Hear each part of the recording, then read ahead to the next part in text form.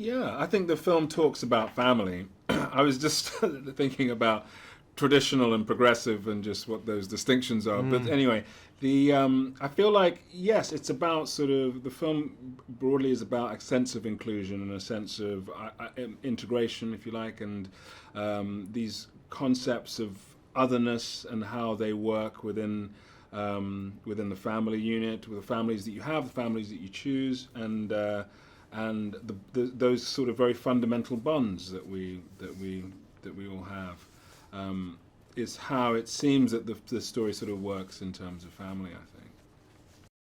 Yeah, for sure. I mean, I think many of the characters in this story, we meet them and judge them as such. And the interesting thing I think about this uh, movie and most movies that are done well is the journey that we see them go on, the changes, the internal moral changes that we see happening. Not everyone has moral shifts, but I think what's interesting is that we meet Connell, Bora, and Maleficent all in a kind of state of flux, a state where none of us know what's going to happen in the future. We all have kind of the same priority but different ways of achieving them, and kind of there's this tension between all of us and even the humans, you know, inside of their family.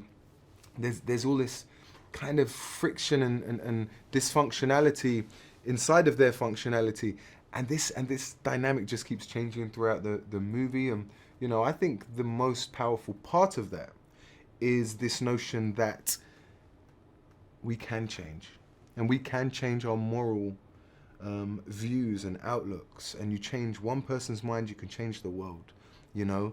And I think it's a powerful message. And I think in the end, when you see some of the moral journeys and arcs that people go on in this movie, I think for me, it gave me hope.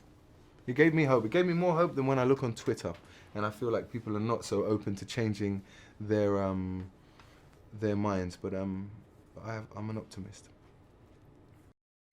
Oh, we have to, right?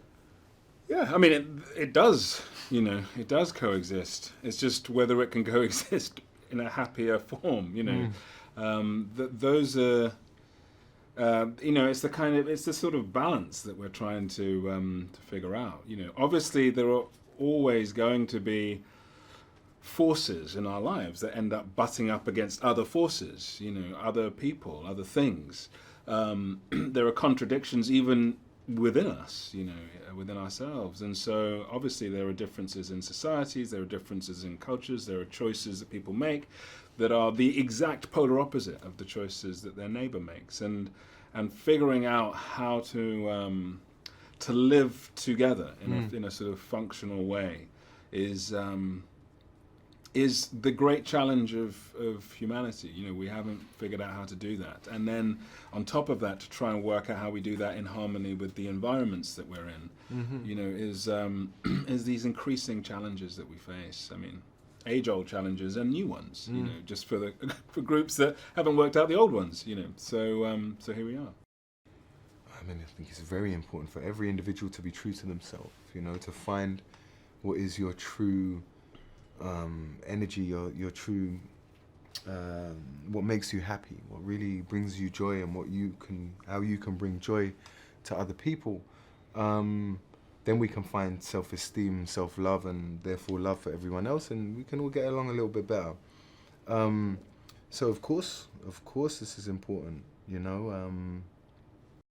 Yeah, and in turn, we should be accepting each other. I think Chiwetel touched on that with his previous answer. You know, we don't have to agree on everything.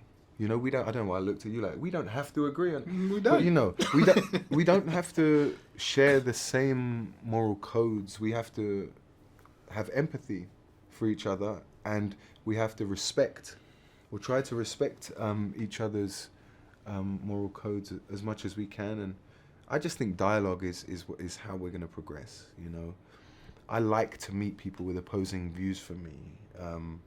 You know, politically, I love conversations with people. I would prefer to speak with someone the opposite end of the political scale to try and understand them, and therefore understand about me and challenge myself. And I think that's what this movie does so well, is it begins to open up these conversations. And what an interesting thing to do, to open up these conversations in elementary schools, in primary schools, you know, for the young people.